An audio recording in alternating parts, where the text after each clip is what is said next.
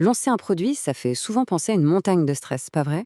Et si on voyait ça plutôt comme un processus, quelque chose de méthodique, de gérable? C'est exactement ce qu'on va décortiquer ensemble aujourd'hui. Le guide, étape par étape, pour réussir. Alors, voilà le programme. On va d'abord regarder l'anatomie d'un lancement, puis on passera au plan de pré-lancement. Ensuite, on verra comment mesurer ce qui compte vraiment et on terminera sur comment apprendre de tout ça. C'est parti, on y va. Bon, première étape, l'anatomie d'un lancement. On pourrait se demander, pourquoi s'embêter avec un plan super détaillé? Après tout, si le produit est bon, il va se vendre tout seul, non? Eh ben, pas vraiment. Les chiffres, eux, sont assez clairs là-dessus. Regardez ce chiffre, 76%. C'est, d'après une étude Nielsen, le pourcentage de nouveaux produits qui échouent la première année. C'est énorme. Et ça ne veut pas dire que ces produits étaient mauvais, hein. Souvent, c'est juste que leur arrivée sur le marché a été ratée. Ça montre bien qu'une préparation aux petits oignons, ce n'est pas juste un plus, c'est absolument vital. Et c'est là qu'il faut bien piger un truc. Un lancement, ce n'est pas un sprint. Ce n'est pas juste le jour J avec les confettis. Non, c'est un marathon. C'est un processus qui commence bien avant et qui continue bien après, pour créer une vraie dynamique, une sorte de vague qui va porter le produit. Alors justement, parlons de ce qui se passe avant. C'est la phase de pré-lancement.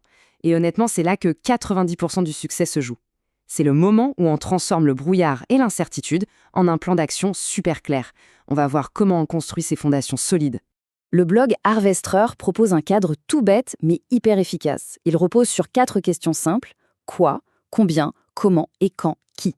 C'est la colonne vertébrale de n'importe quel plan. Ça force à se poser les bonnes questions pour chaque action. Qu'est-ce qu'on fait exactement? Avec quel budget et pour quel objectif? Comment on s'y prend dans le détail? Et qui s'en occupe et pour quand? Avec ça, plus rien n'est laissé au hasard. Et bien sûr, savoir ce qu'il faut faire, c'est bien, mais savoir ce qu'il faut éviter, c'est peut-être encore plus important. La source d'Obsel le dit bien, les lancements qui ratent, c'est rarement la faute à pas de chance. C'est souvent à cause d'erreurs qu'on aurait pu éviter. Genre, pas assez connaître son marché, avoir une cible trop vague. Bref, toutes ces choses qu'un bon plan de pré-lancement permet justement d'identifier et de tacler bien en amont. Et s'il y a bien un point de départ à tout ça, c'est de savoir à qui on s'adresse. Le fameux buyer persona. Alors non, ce n'est pas juste un truc de marketeur pour faire joli, c'est un outil super stratégique. Ça permet à toute l'équipe, des développeurs au support client, d'avoir la même image en tête de la personne qu'on veut vraiment aider avec notre produit.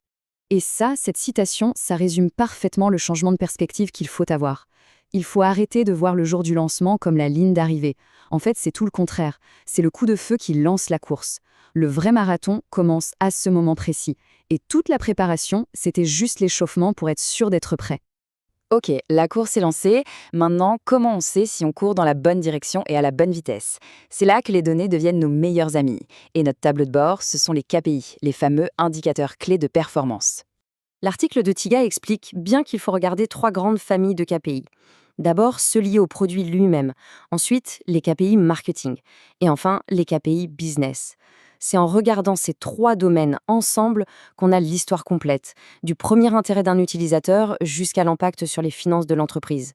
Commençons par le produit. Le premier indicateur crucial, c'est le taux d'adoption. La question est toute simple. Est-ce que les gens viennent voir? Est-ce qu'ils s'inscrivent? Est-ce qu'ils essayent? Si ce taux est bon dès le début, c'est un super signal. Ça veut dire que notre promesse a attiré leur attention. Mais bon, les attirer, c'est une chose. Le plus dur, c'est de les garder. Et ça, c'est le taux de rétention.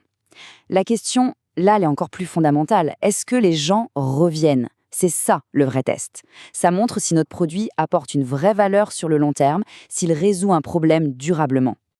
Passons au marketing. Ici, le roi des KPI, c'est le taux de conversion. C'est notre capacité à transformer un simple curieux en client, en utilisateur actif, peu importe l'action qu'on vise. C'est vraiment l'indicateur qui fait le pont entre nos campagnes de com et un résultat concret, mesurable. Et enfin, l'indicateur qui met tout le monde d'accord, le chiffre d'affaires. C'est le nerf de la guerre.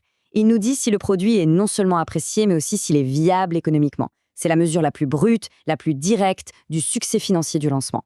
Bon, le gros du lancement est passé, les premiers chiffres tombent, on pourrait être tenté de souffler et de passer à autre chose, mais attention, le travail n'est pas fini, loin de là. Vient maintenant une phase qui est peut-être la plus importante de toutes, celle où on apprend. Ce processus, on l'appelle souvent un post-mortem. L'idée, ce n'est surtout pas de chercher des coupables. Pas du tout. C'est de se mettre tous autour de la table, marketing, produits, vente, pour comprendre. On regarde les chiffres, on identifie ce qui a cartonné pour pouvoir le refaire, on analyse ce qui a coincé pour comprendre pourquoi. Et le plus important, on repart avec un plan d'action clair pour faire encore mieux la prochaine fois. Et c'est en faisant ça systématiquement qu'on change la donne. Chaque lancement, qu'il soit un succès fulgurant ou plus mitigé, devient une source d'apprentissage incroyable.